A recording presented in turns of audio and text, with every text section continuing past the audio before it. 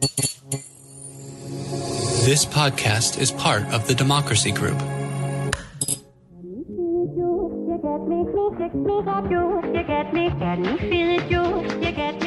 Welcome. We are talking politics and religion without killing each other.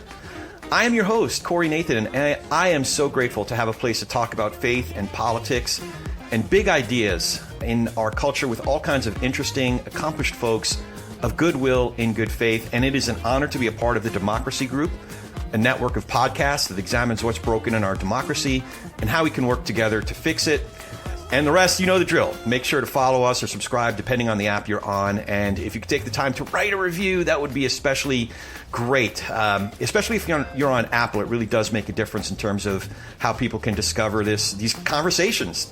Just like the one that we're having today with David Brooks. You might recognize David Brooks from his columns in the New York Times or his essays in the Atlantic. Perhaps you've seen him on PBS NewsHour or Meet the Press. He's also a prolific author. In fact, his 2019 book, The Second Mountain, had a significant influence on me and, in fact, was a major inspiration for me starting this program 3 years ago. So we'll be discussing that as well as David's new book, How to Know a Person, The Art of Seeing Others Deeply and Being Deeply Seen. David, I am sincerely grateful for you coming in today. How are you holding up with all that you're doing to, I'd imagine launching a new book is no easy endeavor. It's mental strain is what you guard against. You learn, first of all, that your brain gets really tired really fast, but you also learn that, apropos of this, that your voice is a muscle. And so I read my book for Books on Tape or for Audible, and in the beginning, first hour of reading, I was fine, I could read through it, but after that I was like a guy trying to run a marathon, the last 6 miles of a marathon. I just kept stumbling. It was telling. Wow. So do you end up getting any voice lessons or coaching from some friends who know that art, the muscles of your mouth or your vocal cords or? Yeah, no, I should, but I used to be friends with an opera singer, and she said she did all these exercises. On the days of performances, she didn't say anything, like she was quiet. And so she respected her voice more than I respect my voice. Nothing a good bourbon can't loosen up for you, though, right?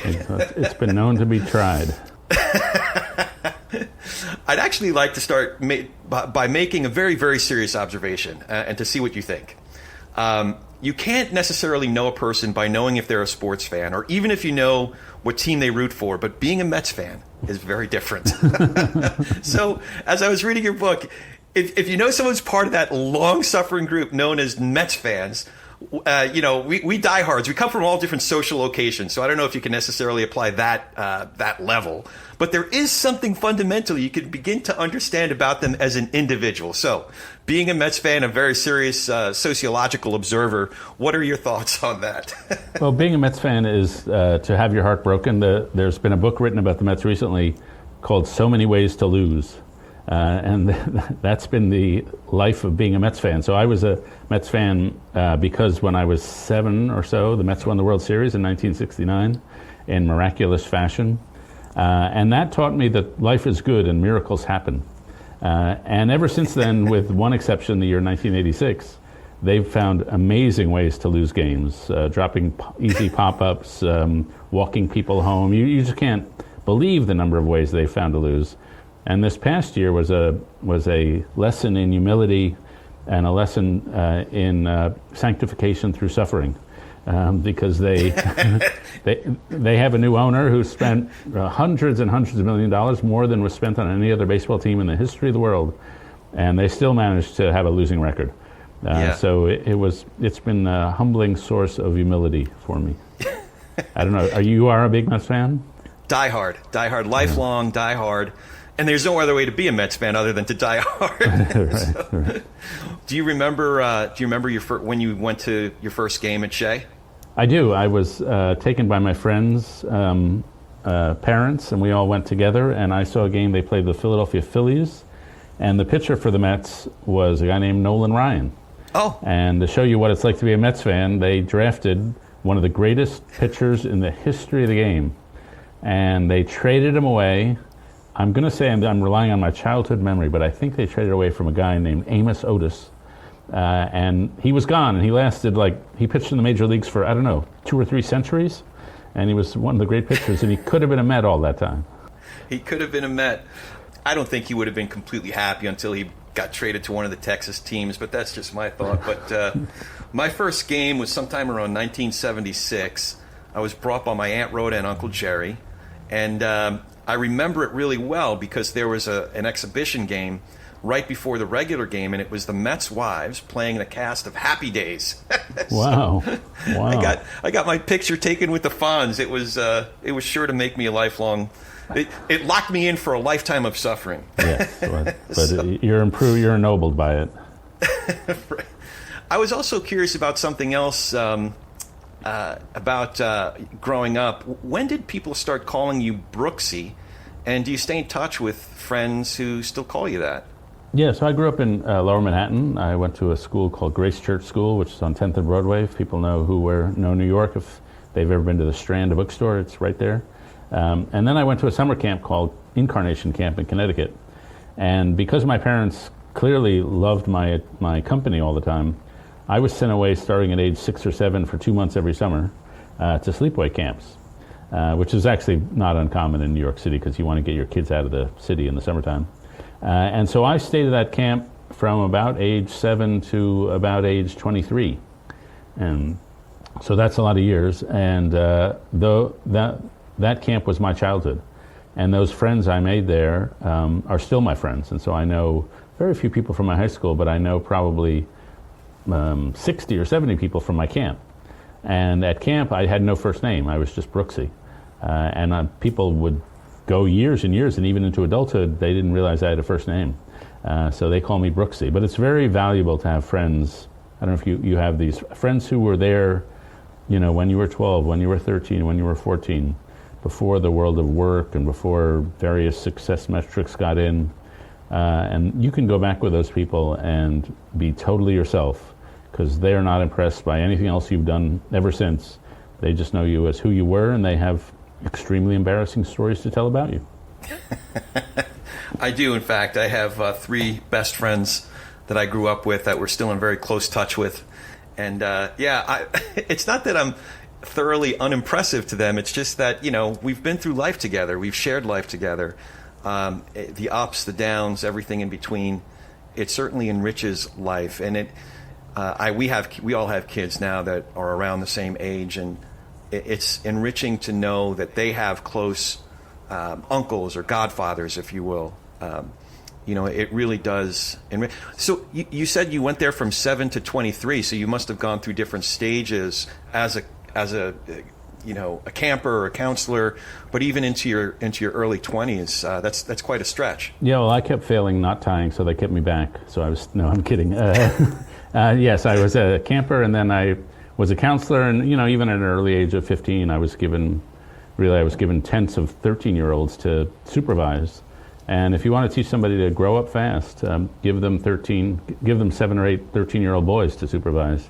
And you have to deal with a lot. We went on bike trips, we went on canoe trips. And I think the important thing about camp for me was, first, it taught me courage. In camp we did a lot of activities like cliff diving, like taking canoes down rapids. They required some measure of courage. And so it was a good instruction in that and doing things you found scary. And then it was probably the only successfully integrated institution I've ever been part of, completely successful. And so we were about, I'd say, 30 or 40% white, 30 or 40% black, Hispanic, Asian, all other varieties. We had, because it's camp, there's no economic distinctions because there's no money in camp. And so it really was a little experience to live with diversity with almost complete equality. And it's not just me who say that. My black friends from camp have said the same thing.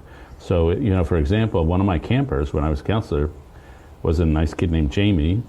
And one day in 1993, I look at the front page of the New York Times and I see a picture of a guy and I think, wow, that's Jamie's dad, Robert Rubin. And he'd been appointed to be Secretary of Treasury, and he had been chairman of Goldman Sachs, or CEO. And I had no idea about any of this. I just knew that was Jamie's dad. He was the guy who carried Jamie's trunk into the tent when he dropped him off.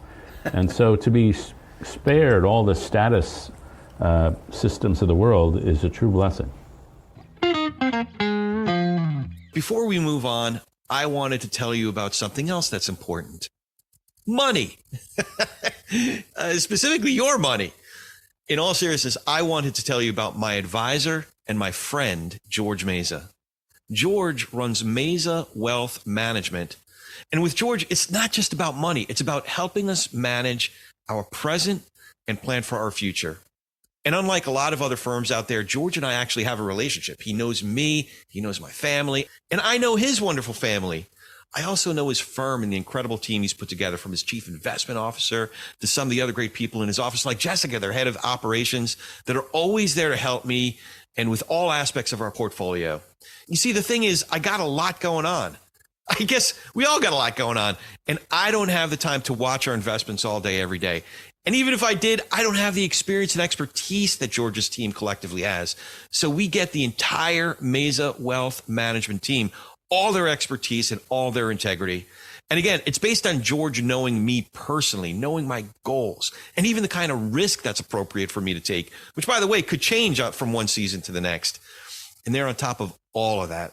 So if you want George Meza and Meza Wealth Management to be on your team, just visit their website, mezawealth.com. That's MEZA wealth.com, www.mezawealth.com. And that will also be in our show notes, so you can check that. And now, back to our show.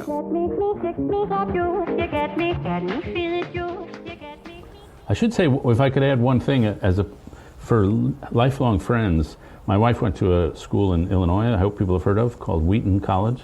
Sure. And she has a friend who, when they were graduating, they wanted to preserve their friendships. This guy and he wanted to preserve the friendships he'd made at Wheaton. So we went to a professor, a guy named Mark Amstutz, and Amstutz said, what you should do is form a giving circle. And if you get together with your 10 closest friends, and every year you put some money into a pot, it doesn't have to be a lot, and then you meet every year for 3 or 4 days, and you decide where to give away the money. And the giving away the money is a sweet part of it, but that's not the real reason you do it.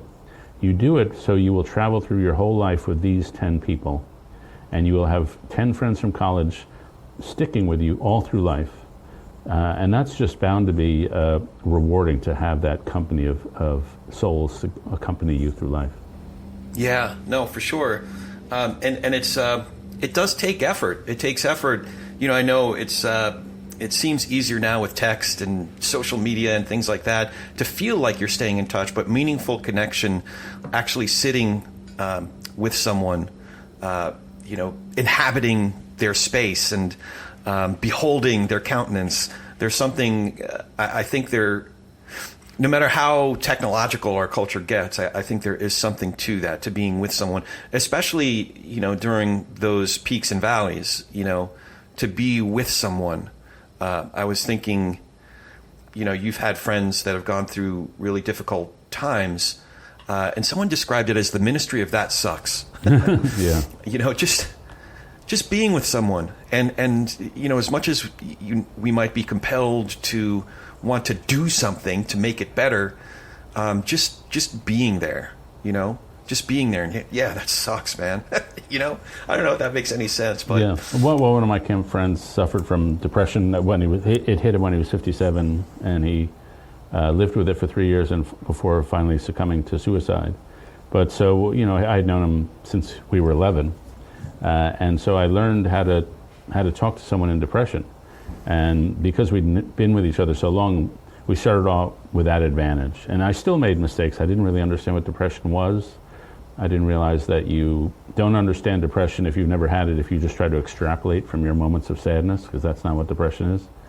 It's somebody said it's a malfunction in the instrument you use to perceive reality. And so I made mistakes. For example, I would give them ideas of how to try to lift the depression.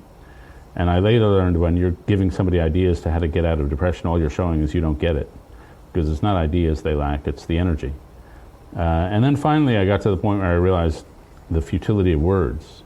And then I realized my job as a friend for somebody who's in depression is, as you say, just to say that sucks, this sucks. It's to acknowledge the reality of the situation. And then to say, as I learned from a pastor friend of mine, I want more for you. I want more for you. And that's not saying that I can do anything about it, but this is what I want for you, and it's not the pain you're in. And then finally, Viktor Frankl, who wrote this great book, Man's Search for Meaning, he said when he was confronted with people contemplating suicide, he would say, life has not stopped expecting things of you, and that your gifts, and even the credibility you've gained from going through this suffering, those are gifts that you've earned, hard-earned, and you can bring them out into the world. So life has not stopped expecting things of you. And so those are things, some of the things I've learned through life of hanging around with friends who are going through something super tough. Well, I wanted to thank you for writing that chapter about your friend Peter. Toward the end of the book, you shared a Toni Morrison quote, and it was Frederick Douglass talking about his grandmother and James Baldwin talking about his father, and Simone de Beauvoir talking about her mother. These people are my access to me. They are my entrance to my own interior life. The chapter that you wrote about Peter is access to me. So I'm sorry to get so personal.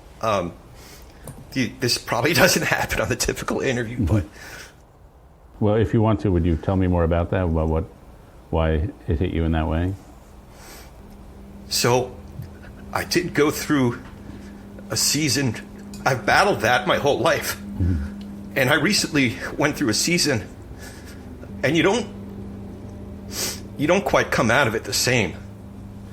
I'm sure that those I don't know if you should call them demons or the season that you're in, but when they arrived, I recognized them like old, more than acquaintances. I just don't want to call them friends. But I recognized that they were there, but I didn't realize it until I was pretty deep into it. So I realized a few things, and a new friend of mine, and someone that you know, Pete Weiner, and John Roush, I happened to talk to them right in the depths of it. And a lot of times we're just putting on our mask and doing our best to muddle through. I was so glad to get, and we had a couple different talks at that time, and then Pete followed up with me after it. In fact, we did a tribute. We had one talk just, I love getting Pete and John together, and that was so special because they're so different, but they're just wonderful together. So we had a talk, and then we had a talk, a tribute to Tim Keller and Mike Gerson, the two people that were on the top of my list of people I would have wanted to have had on this program that passed away. So we did a nice, Pete and John did a nice tribute to them.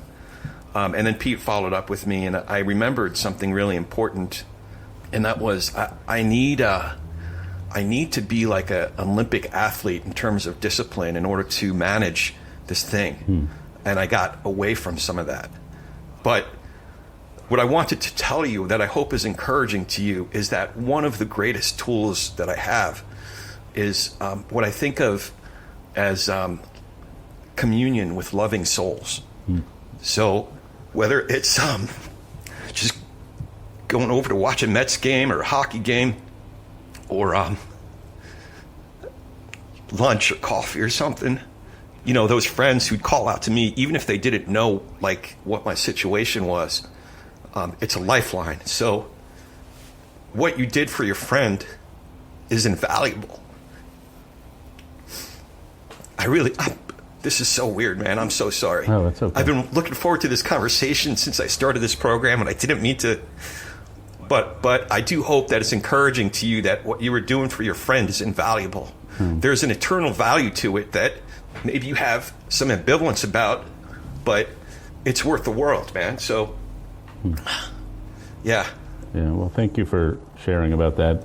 One of the things I've learned from those who have suffered is just the sheer art of presence. I have a friend named Mary who lost a daughter to a horse accident and then nearly lost another daughter to a bike accident. And I was sitting with her while the younger daughter was recuperating, and I said, well, would you mind if I asked you about Anna, the one who died? And she said, people often wonder if they can bring up Anna with me. But they should know that Anna is always on my mind. So if they bring it up, I can talk to her. If I don't want to talk to her, I won't. But at least they've given me the chance. But then she said to me, the thing that, since I've been nursing my other daughter, the most important and most meaningful thing that's happened from a friend's point of view was that somebody came to visit us and they brought us some food and they went to the bathroom and they noticed there was no bath mat in the shower. And they went out to Target and they bought a bath mat and they stuck it in the shower. And she said they never mentioned it. They just did something practical for me. They just showed up. And that's a beautiful example of the art of presence. It's just showing up. And I agree with you that those small emotions have a sort of eternal value. They may not change anybody else's life, but they have a residue that sticks around with you. One of the stories I tell in the book is about a woman named Jillian Sawyer, who was a student of mine, who lost her dad to pancreatic cancer while she was in college. And a couple of years later, she was at a wedding of a friend of hers. She was a bridesmaid. And it was time for the father-daughter dance. And she just didn't want to sit there through it. It was too moving. And so she went to the ladies' room to have a cry. And when she came out, all the people at her table and the next table were waiting there outside the ladies' room. And they just gave her a hug. They didn't say anything. And she said, they were just present for me. It was all that I needed. Yeah. And I'm glad that Pete and Jonathan could be there for you. Pete played a role in one of my own dark moments in life. And I don't know if he was like this with you, but I would ask him some questions. And he would ask me some questions about my situation. And then I would have sort of expect the conversation to turn to him giving me advice or comfort or whatever it was. But then he would ask me another 6 questions. And I learned that's the sign of a great listener, someone who asks the extra questions that you don't anticipate. And so I'm glad you had Pete and Jonathan in your life, or do have them in your life at this moment. Yeah. Yeah, it's amazing. I was so thrilled when Pete initially came on the program, and then we followed up and stayed in touch and have this burgeoning friendship. And John, the same thing. What struck me is they're two of the smartest guys that I know, and they're both such, their intelligence shines through their inquisitiveness, their genuine, earnest inquisitiveness. So I've learned a lot just from being around them. So, I meant to ask you about something else that we share in common. I grew up in a very observant Jewish family. We went to an Orthodox synagogue, Hebrew high school, and all the rest. I became a Christian in my late 20s. And when you described, I don't know what to call it, because I don't want to say conversion. It's more like a evolution or a step. It's weird to say I became a Christian. It's almost overly distilling it too much. But I don't know too many other folks who grew up in a Jewish family and are, clearly deeply rooted with their heritage and their grandparents and great grandparents, that then, became a Christian later in life. So the way you describe it in the Second Mountain, you said the main story is the soul story. So I was curious if you could share some of your soul story. Yeah, it was. I'd be curious to know after this how you found Christianity. I had this weird background where I grew up in a Jewish home, and of course, we had a Seder and I had a bar mitzvah, and we did all that. And then as an adult, I kept kosher for many years at home. But I also grew up going to this church school. And we went to chapel, and I was in the choir briefly. And so I knew the Jesus story too, and I went to this camp I mentioned before that was a Christian camp. And so I had the 2 stories rattling around in my head, but it didn't matter. They didn't seem like contradictory to me, and still don't. But they didn't seem real to me either, because I didn't think there was such a thing as God, so they were just stories. And then as I got older, with nothing too dramatic, but just the categories I had in my head were not commensurate with reality as I experienced it. So reality seemed to me porous. It seemed to me transcendent. It seemed to me iconoclastic, that there's a reality beyond the material reality. And I experienced that. It sounds like you may be a New Yorker. I experienced it in one of the ugliest places on God's green earth, which was one of the ugly places is Penn Station, the old Penn Station in New York. And then if you want to get something even uglier, you go to the subway stop near Penn Station. So I was at the subway, and I had this sensation looking around at all the other people in the subway that they all had souls. And they had souls in them that were soaring or suffering, or were joyful or were fretful. And once you get to the idea that every human being you meet has a soul of some transcendent value, to me it was a reasonably short step over to believing there's a God. And then believing there's a God, the Christian story seemed to me the completion of the Jewish story, or the next phase of the Jewish story. Jesus obviously was a Jewish guy who emerged out of Jewish teaching. And I didn't have any great moments where like Jesus walked through the wall and told me to follow him. It was more like I was riding on a train, and all around me the people were pretty much normal, reading the paper, drinking coffee. And I look out the window and I see that we've traveled a long way. And somehow we've crossed a boundary, and we've left the world of secularism or of atheism, and now we're somewhere in the world of belief. And so there's no dramatic moment, but you realize you've traveled. And the rest of my life has been filling in and seeing what that traveling means. So can I ask you, when you discovered Christianity, how did it first enter your radar screen? Well, I had a couple guys that were mentoring me in business. Part of what they were doing was they were referring me to books. And every damn book they gave me was a Jesus, or what I considered a Jesus book. And being a Jew, with Brooklyn and New Jersey and my people, we have sort of an allergy to a particular form of evangelical Christianity. Mm-hmm. So I read the books for the information and tried to just overlook this annoyance of the whole Jesus thing. But eventually I took my friend to task. I thought I was taking my friend to task about it. And I said, "What's up with the Jesus thing?" And he gave me another book. Mm-hmm. The first one he gave me was, I think it was called More Than a Carpenter. It was a relatively short book, but it was the first time I had read anyone trying to make an empirical case for the life, death, and resurrection of Jesus. And I still was thoroughly unconvinced, but it opened a door for me. And that time, it was 2000. So from spring through fall of 2000, I had a voracious reading habit. So I read a larger book called Evidence That Demands a Verdict. That went into much more detail. But then I started reading C.S. Lewis, and I found that a lot more philosophically compelling. But I also started reading answers to C.S. Lewis and G.K. Chesterton. Bertrand Russell I found really, and those conversations, between Russell and guys like Chesterton were really interesting.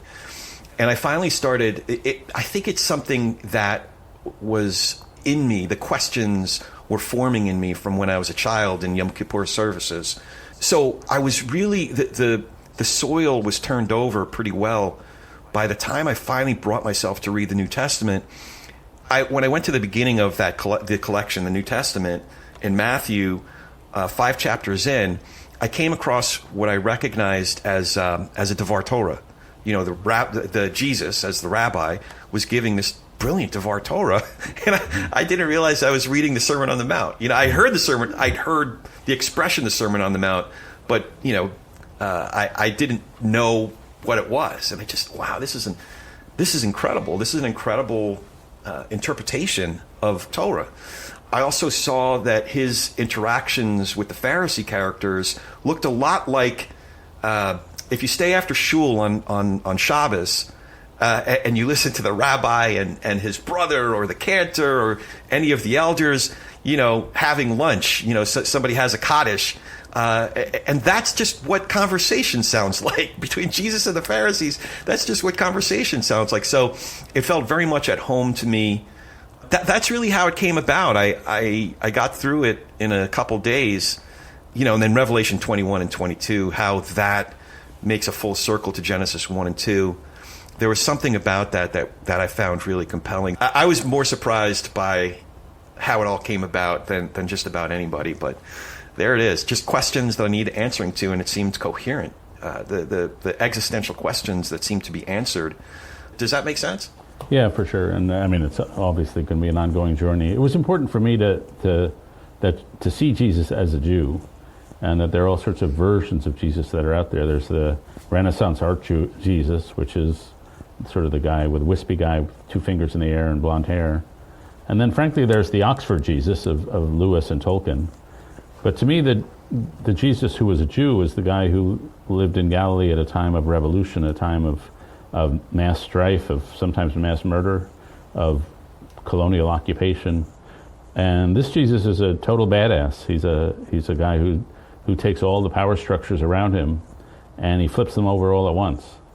And so, as somebody who used to cover the Middle East, it was important for me to see him flowing out of the Jewish world and struggling and fighting and combating within that world. And if anybody has been to Jerusalem, you know how crowded it is, how dense it is, with different factions and different groups of people all vying for a small piece of real estate. And so it somehow felt connected to me that this guy was a total renegade. Yeah. Do you have any ambivalence? You talk a lot about your grandparents' generation, your great-grandparents' generation, and you still, you can't shake being, we're still Jewish, so do you have any ambivalence when you think about your being Jewish and what your grandparents might have thought? Yeah, I'd have mountains of ambivalence. And so, some of it is for that, but, some of it, I haven't lost any friends. I lived very much in the Jewish world, sent my kids to Jewish schools. And all my friends have been very understanding, and there's been some tension for a time, but it's gone away. I think my main ambivalence is in times like these. We're talking in the middle of violence in the Middle East. We're talking amid an upsurge in anti-Semitism around the world. And at times like these, I don't want to feel like I left this group. And to be honest, as a person, in terms of my ethnic background, my peoplehood, I feel more Jewish than I ever felt before, because I now believe that the stories told in Exodus are true. They actually, they're supremely true. And so I experienced peoplehood as a Jew, but I guess I just always experienced faith as a Christian. But I never want to feel myself that I'm walking away from a people who are embattled, especially in the world like today. So you say your peoplehood as a Jew, but your faith as a Christian. Could you unpack that a little bit more? Yeah. So I'm. So what does it mean to be a Jew? In my book, I have a conversation starter that we should ask: how do our ancestors show up in our lives? Yeah. And so we're all formed by the legacies of our ancestors, and so I was formed by thousands of years of Jewish history, and some of those legacies are kind of obvious, that we're the people of the book, and I became a writer. Some are cultural. We tend to be pretty argumentative in Judaism. Argument. Prayer is done as an argument. We argue with each other in yeshivas and things like that. And I, frankly, in the Christian world, I've sometimes had to tone down my tendency to want to start an argument every day. And so... Oh, I've been kicked out of Bible studies based on my... Right. Wait, what is this saying right here? Let's look, Yeah. And so there's that. And then I think one of the things I didn't appreciate till recently is the Hebrews, the Israelites were a small people in a faraway marginal part of the world, and yet their conception of humanity was that God had centered all around humanity around them, this small people in a faraway part of the world, and yet we're the center of history. And that is an audacious claim, and it comes with a responsibility, the responsibility to live up to a covenant, the responsibility to really, a moral responsibility to heal the world. And so I do think that intense moral pressure, which flows through Jewish history, flows through me as well. So there's that. And then finally, I just think Jews are funny. And so sometimes when I'm at a gathering, I was at a gathering of Christian leaders not so long ago, and there were 3 really good speeches gave, and being egotistical, I think I gave a pretty good speech. And all 3 of them, those people who gave the really good speeches, had Jewish heritages, even though they were Christians. And I said to myself quietly, all the smartest Christians are Jews. Yeah, you shared the expression growing up, think Yiddish, act British. I always think of the Sid Caesar show. Yeah. So, yeah, we were not the huggy kind of Fiddler on the Roof kind of Jews. We were the intellectual kind. I wonder, too, a lot of the Christian writing that you refer to, Wendell Berry, some of my favorites, Wendell Berry, I wish that I was more, my head was more in that world, but I live in a valley where Masters University is, John MacArthur. So I'm surrounded by MacArthurian acolytes, and it's I bring this up because I certainly have ambivalence about my ancestry, my heritage. I feel, and to your point, I feel more Jewish now than ever before. But my other ambivalence, frankly, is American evangelicalism. Is that something that you struggle with as well? Yeah, well, I became Christian in 2013. I always say becoming Christian in 2013 is like investing in the stock market in 1929. It was not the best timing. And so there's been a lot of, Ravi Zachariah, there have been scandal upon scandal in those days, and Christian nationalism has risen and spread, which is not my favorite cup of tea. But I knew nothing about the world I was entering. And so when in those early days, I thought being an American Christian meant you read Tim Keller, you read C.S. Lewis, you read Tolkien, and people like that, N.T. Wright or something like that. And I didn't realize there was a whole different world of Christian nationalism and sort of the broader evangelical world that had nothing to do with those people. And so I told a friend of mine who runs a seminary that I thought being Christian was like reading Tim Keller. That's what Christians do. And he said, "Oh, you thought it was all the Shire. You thought the Shire was the whole thing." But no, it's not. It's a lot more than the Shire out here. Oh man, I wish that that was more my world, but I bump up against it more often. It does make it harder, but you put it a certain way where your faith is the level or the strength of your faith is not that it's elusive, but it depends on the day. So you wake up and can I answer these questions all over again? Yeah, I was really helped by Frederick Buechner, who made that quote. He said, "You should wake up every day, you should read the New York Times, and you should ask yourself, can I believe it all over again?" And he writes that if you say that yes to that question 10 days out of 10, then you probably don't have the kind of faith I have. But if you can answer it 3 or 4 days out of 10, you should answer that question yes with joy and great laughter. And so when Buechner gave me permission to have those moments of dryness or distance from God, that was very useful and very helpful for me. Yeah. I also wanted to talk to you about Weave. Is Weave a product of the convictions from the work that you did on writing The Second Mountain, or is it the other way around, or is it more symbiotic? I guess first, share with folks what Weave is. You're a co-founder of this great organization. Yeah, so it's more symbiotic. So at about the time in the mid-2010s, I was just noticing this social breakdown, and that's the rise of depression, the rise of suicide. 54% of Americans say that no one knows them well. The number of people who say they have no close personal friends has gone up by 4 times since 2000. 45% of teenagers say they're persistently hopeless and despondent. Just so much social pain in the world. And it manifests as loneliness and distrust and disconnection. And so I realized that this problem is being solved at the local level by people we call weavers, who are community builders, who are just really good at building trust and making connection. And so at Weave, this little nonprofit, we would travel around the country and just go to places and say, who's trusted here?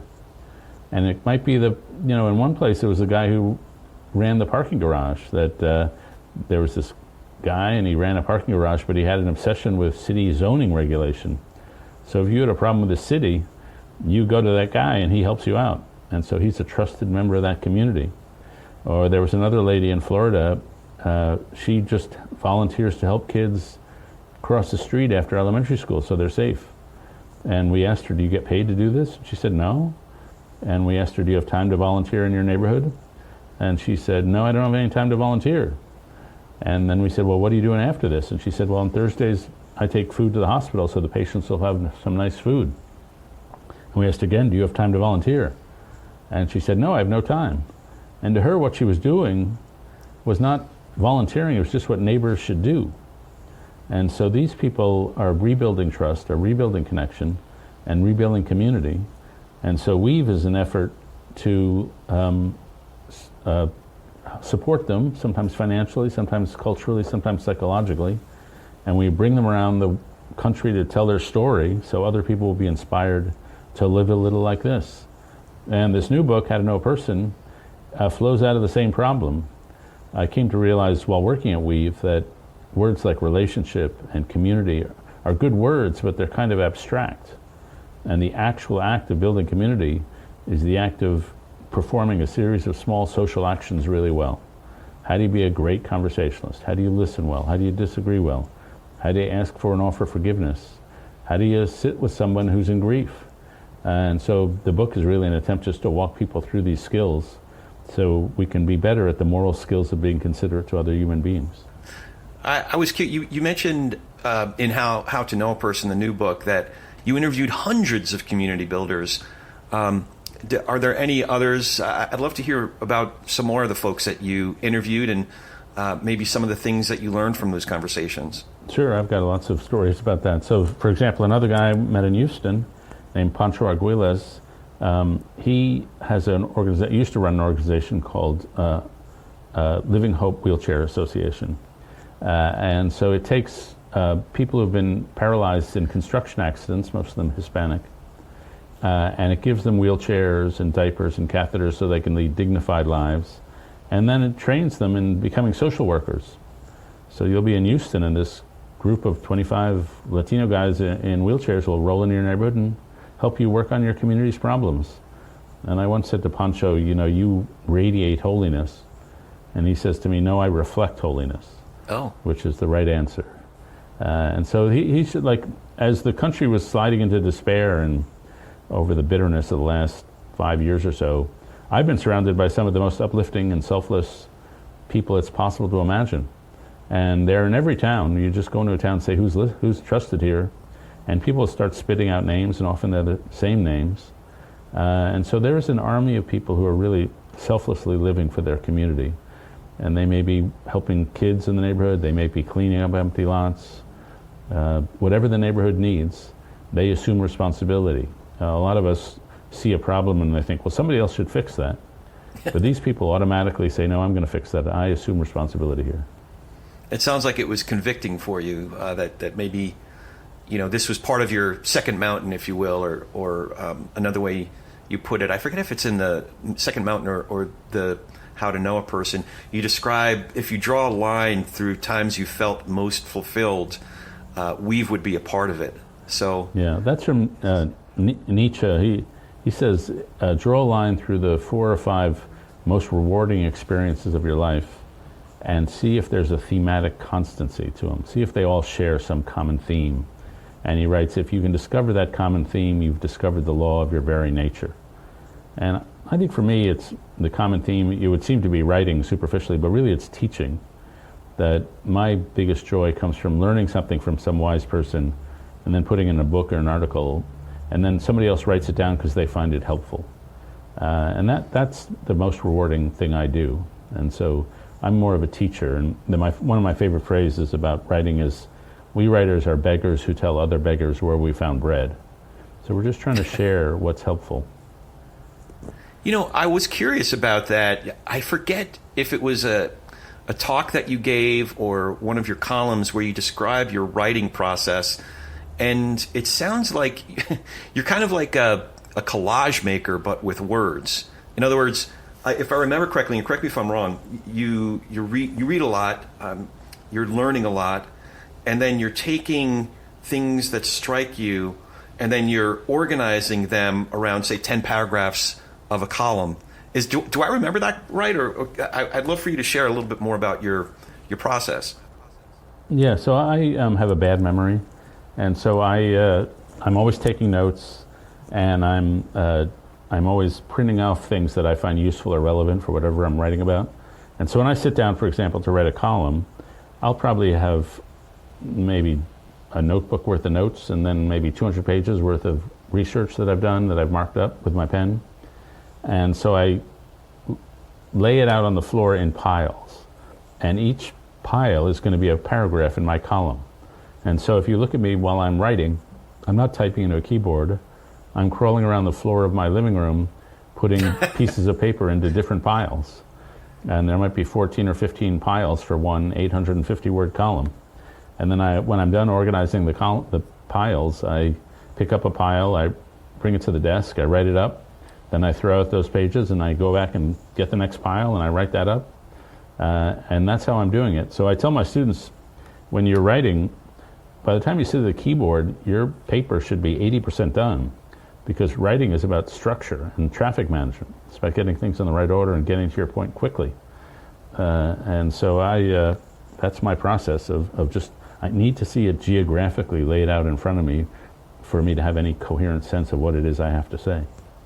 That seems very rigorous. It seems, I think the impression is you're just brilliant and you come up with these brilliant words and ideas and you jot them down and New York Times or the Atlantic or whoever it might be takes but it's a very rigorous process that you're describing. That's what struck me when I first learned about it.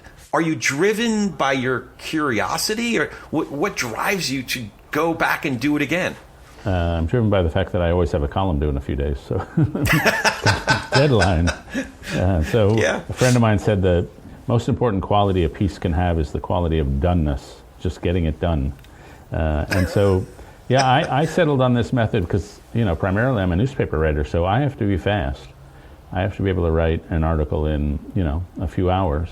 And to me, this method is just a lot more efficient than sitting at the keyboard and trying to noodle my brain around into writing something coherent. Then if I try to do that, I just wander around heedlessly for hour upon hour. So this is my way of making it more efficient. How much reading do you do? Because I think you said that you write daily, several hours a day, but I would imagine it also requires a ton of reading. How much reading do you do on a daily or weekly basis? An enormous amount. Though I don't read the way normal people read. I read to steal. Some people read to appreciate, I read to steal. So I'm reading for points that I can quote or arguments that I can refer to. And so I'll have, I'm on a trip right now, I'm in Chicago, and in my backpack I think I probably have 7 or 8 or 9 books in there, and I'm going through them and I'm underlining, and then someday I will synthesize them into a column. I found it tremendously, I don't know, but I'm going to ask you this. I found it tremendously helpful to realize what my actual skill is. So in theory, you can say broadly, I write. That's my profession. But my actual skill is synthesis. If you give me a mass of data, I can find a pattern in it. And it may not be right, but it will be a pattern. And that's what I do. I synthesize masses of data into one pattern. And so I'm not like a novelist, or I'm a synthesizer looking for the patterns in the universe. And once I appreciate, well, that's what I do. That's my one magic trick. Then I can do it over and over again in different topics, and I find it tremendously rewarding when I find a pattern and it seems to make sense of what was only confusion. I don't know if you sense a talent like that in yourself. I think I'm still trying to figure it out, to be honest. How do you curate what you end up reading? Is it based on recommendations, or do you pick up references in one book or essay, and then that leads you to, for example, someone might reference William F. Buckley, or we talked about Bertrand Russell, and then that prompts you to read some Russell essays. Is that how you end up curating?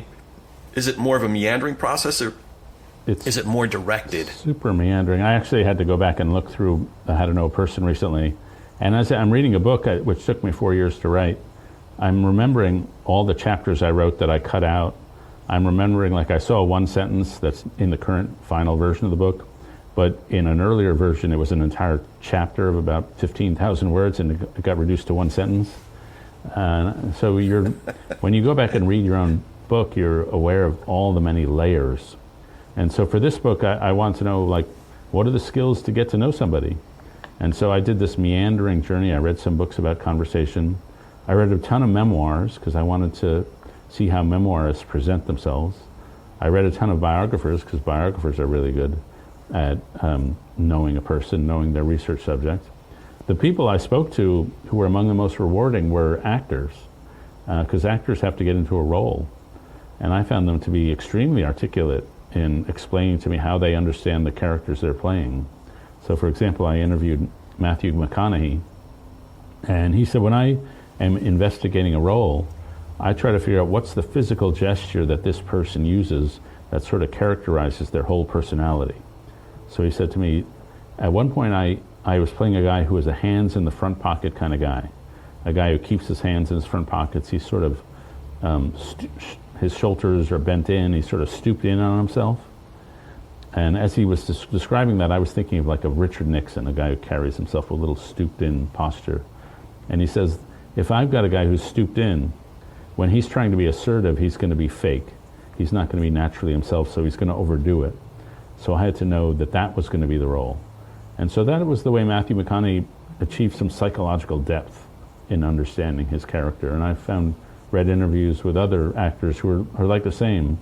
If anybody remembers the John Adams miniseries that probably was put on maybe a decade or so ago, Paul Giamatti plays John Adams.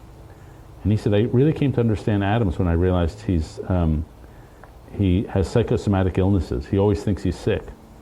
So he walks through the world constantly in a sour temper because he thinks he's sick. And that helped me give a little dyspeptic edge to his personality. So, and if you want to increase the empathy levels of your kids, enroll them in drama. One of the great ways to increase empathy is to have them play somebody else on stage. You're preaching to the choir. So I studied method acting in New York for a number of years, and are you doing any acting now? Did you enjoy it? You know, I ran a theater and film ensemble, a little tiny, collaborative, where sometimes we would do short films, and we did some Shakespeare and Chekhov and Tartuffe. We did a Moliere play. We did some nice pieces together. I did that for about 15 years. It started out as a ministry. So when they first approached me about doing the drama ministry, I'm a New York theater snob. So my first thought was, what could be worse than community theater? Is church theater. So we ended up. But I set some impossible hurdles for them that they said, oh, that's a great idea. I said, well, if we're going to do this, we're just going to do a year's worth of training, some classical and method training. And the worship pastor said, oh, that's a great idea. And I was thinking, no, it's a terrible idea. But we ended up doing some really great work together. But when I discovered this medium, the podcast medium, a lot of the same, juices, a lot of the same itches are scratched, a lot of the same motivations and inspirations.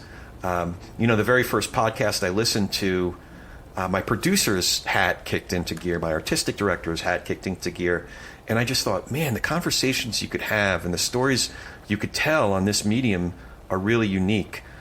So I started becoming a student of podcasting as a medium, and that's when we started. Not too long after that, about 6 months after that, we produced our first program, and then 3 years ago we started this one, and we're still learning. So speaking of this program, I have the TP&R question, the Talk of Politics and Religion question for you.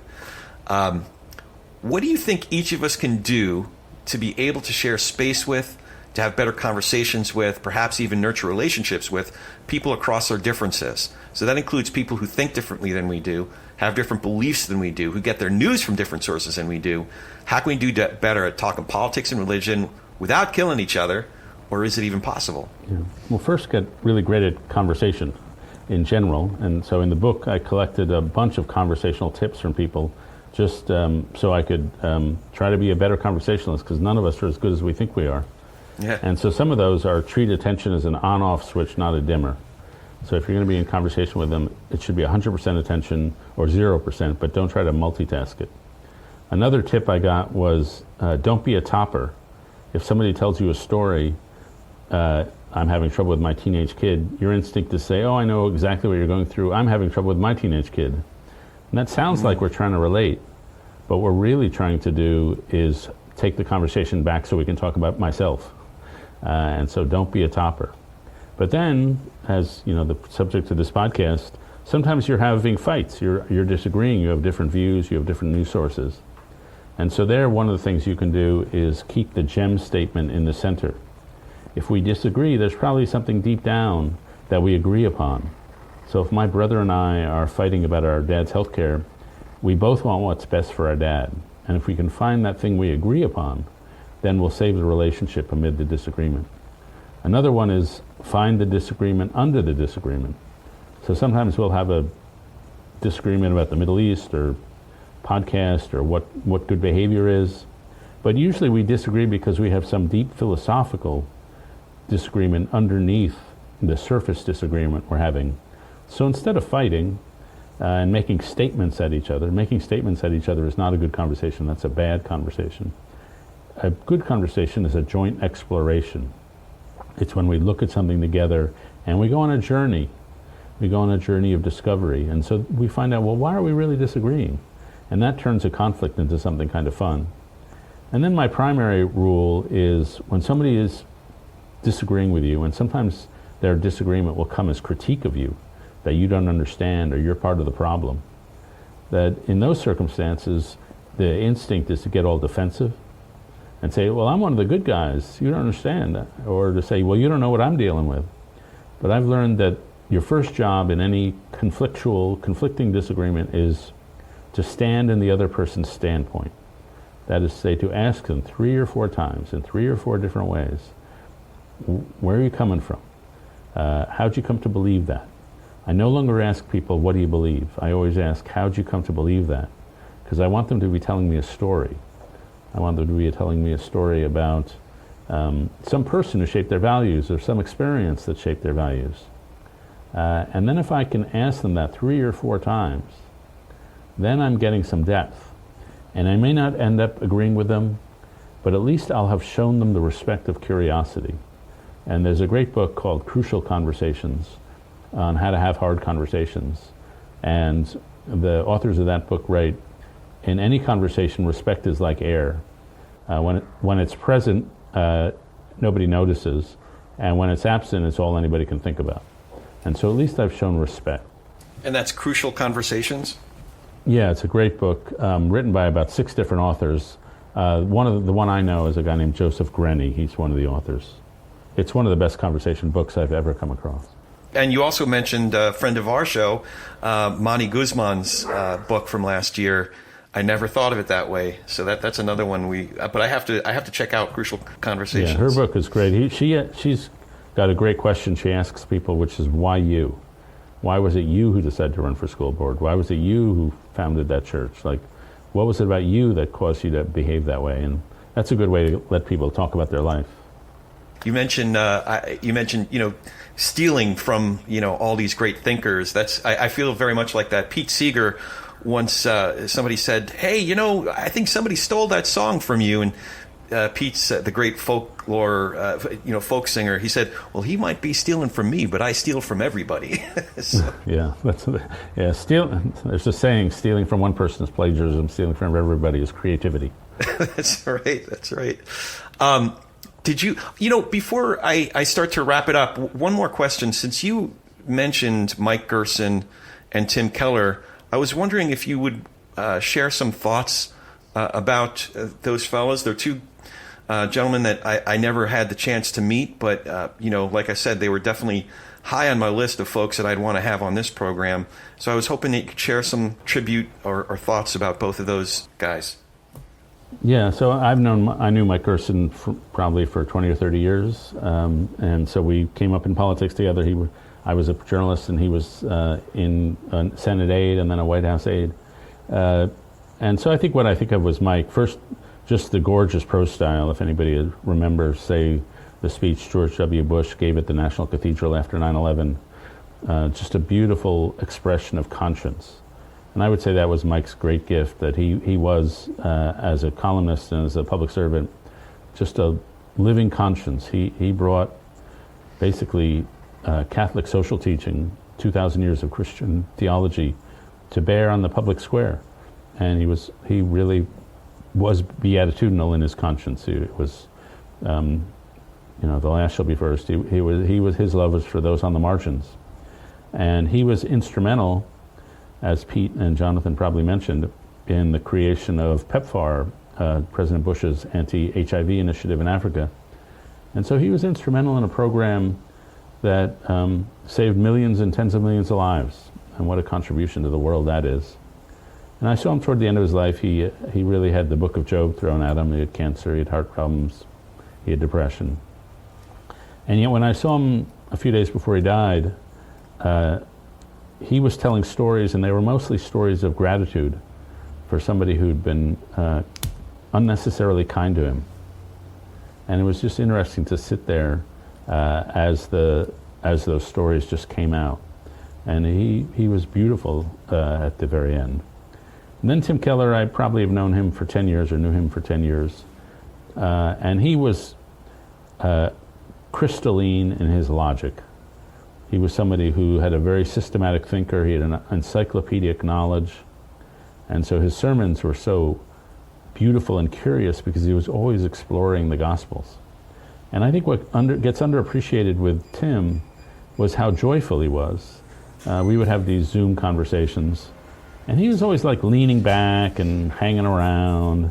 He was not stiff and formal. He was just like, well, here's what I think.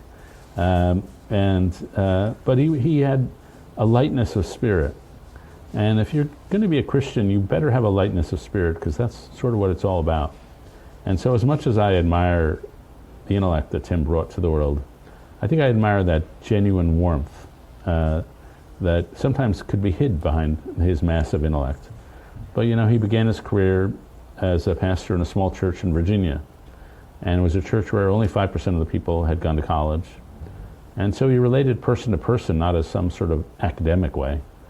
And I think he always understood that was a higher form of intelligence than you might get at getting a PhD in theology. Yeah, well, I appreciate that. Through our conversation with Pete and John and what others have shared, it's been great feeling like I've gotten to know those guys. So I appreciate your thoughts on that. Before we start to close it up, did you have any questions for me? Yeah, I guess I'm just become very curious, and maybe this is boring for your listeners, but if you could give me a 2-minute summary of, it sounds like your career has been a journey. So I'm just curious, like, how you went from here to there. Oh, so so I I started out as a stockbroker during the day, going to a theater conservatory at night, and have been an entrepreneur, and small business owner most of my adult life. But your book really, I think I was starting really grappling with vocational questions at that point in my life. And I think I read The Second Mountain once we were in lockdown for pandemic. So to think of what I could do with this next chapter of my life, to think of it in terms of doing something more meaningful, taking what I think I do okay, and taking some things that I have a capacity for, bringing them all together, and in such a way that addresses some of the problems that I see in the world. Because for me, since it's funny, because when I became a Christian, I realized I had to have some tough conversations about religion or our heritage or theological questions with my family. But when I went into the church, especially out here in this region, I realized that there were a lot of folks I was going to church with where their social and political preferences, positions, took precedence, even if the Bible bumped up against it, even if what we were reading in Scripture was at very much at odds with it. So I've had to have very difficult conversations about that. And it was something I was seeing out in the world as well. I was seeing a hardening, a callousing, othering. Not that I had all the answers, but I wanted to explore these problems and these questions with people that I thought were already contributing to the solution. So folks like you have been, that's why it's so special to have you on the program today. Guys like John Rausch, and, the epistemic problem that he addresses in Constitution of Knowledge, and Pete, identifying early on that, Trump ain't the thing in July of or June of 2015, or Monty Guzman or Lisa Sharon Harper, these wonderful people who've contributed so much to diagnosing the problem and coming up with solutions and participating in the solutions. So that's, does that answer your question? Yeah, yep, for sure. Thank you. So before we wrap up, how can folks follow you, find your latest book, How to Know a Person, your writing in in New York Times, The Atlantic, and all the great work that you're doing? I'm pretty available. If you go to the New York Times, you might have to pay some money, but you can read my columns there. I also write for The Atlantic. And then How to Know a Person, it's called The Art of Seeing Others Deeply and Being Deeply Seen, and it's available at Amazon, on Barnes & Noble, at Target, wherever books are sold. And those links will definitely be in the show notes, so look for that. Thank you so much for doing this. This really is a highlight for me. You've been a teacher of mine in a very concrete way for quite a few years. And getting to actually speak to you is just it's a real treat. So I just want to thank you sincerely.